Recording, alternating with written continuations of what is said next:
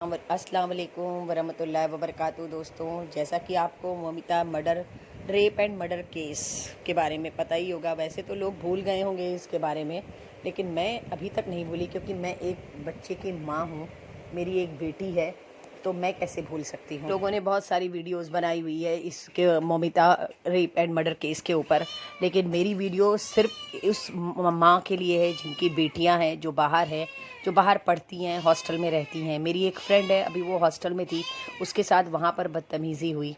उसने मुझे स्टेटस लगाया था, मुझे तब पता चला। वो भी अपने घर से दूर 2 पैसे के लिए रहती है, लेकिन वो बहुत मिस करती है अपनी फैमिली को। तो इसी तरीके से हर लड़की मिस करती होगी अपनी फैमिली को, ऐसा नहीं है। लेकिन हमारी फैमिली का क्या फ़र्ज़ बनता है कि हम अपनी बच्ची को सिक्योर करने के लिए एक रास्ता ढूंढें। वो रास्ता ये है वो रास्ता, क्या हम अपनी बेटी को स्कूल ना भेजें? क्या हम अपनी बच्चियों को ना पढ़ाएं? क्या हम अपनी बच्चियों के बारे में ये ना सोचें कि मेरी बच्चियां कैसे बाहर निकलेंगी, क्या करें? क्या हम उनको मोबाइल दे दें? मोबाइल भी सिक्योर है। क्या हम अपनी लड़कियों को मोबाइल के थ्रू ट्रैक कर सकते हैं, उनको बचा सकते हैं, उनको सेव कर सकते हैं? नहीं, हम नहीं कर सकते। पिक्चरों में इतना आसानी से दिखाता है, मोबाइल ट्रैक हो गया, ट्रैकर से पकड़ा गए, सब हो गया, लेकिन ये सारी चीज़ें फ़िल्मों में ही अच्छी लगती है, रियल ज़िंदगी में नहीं। सीसीटीवी कैमरे से बंदा पकड़ा गया, उसको पकड़ लिया गया, ये सब पिक्चर में अच्छा लगता है, देखकर लगता है कि हाँ, हम सिक्योर हैं, हम भी ऐसे करेंगे तो ऐसे हो जाएगा। क्या ममिता उससे बच पाई? क्या वो उससे सिक्योर हो पाई? क्या सीसीटीवी कैमरा चल रहा था? नहीं। ये सब क्यों हो रहा था, कैसे हो रहा था? पता है क्यों हो रहा था? इसलिए हो रहा था क्योंकि हम एजुकेट नहीं हैं, हम पढ़े लिखे नहीं हैं। इतने पढ़े लिखे लोगों ने इस तरीके से इस गंदे काम को अंजाम दिया। क्या हम इस अंजाम से अभी भी नादान हैं? हम समझ नहीं पा रहे हैं, हम कैसे पालेंगे, हम कैसे करेंगे? क्या उस माँ बाप के दर्द को कोई समझ पा रहा है?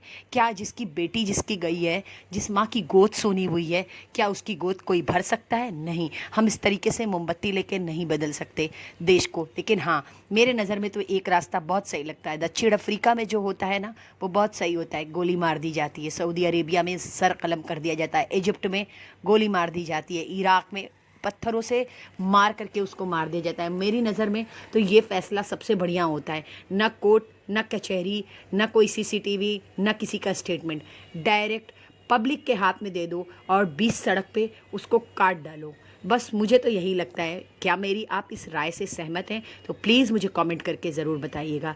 आपको नेक्स्ट वीडियो में फिर आप लोगों को एक छोटी सी कहानी सुनाती हूँ मेरे शहर बनारस की, वाराणसी की। यहाँ पर 80 घाट में 2 भाई बहन थे।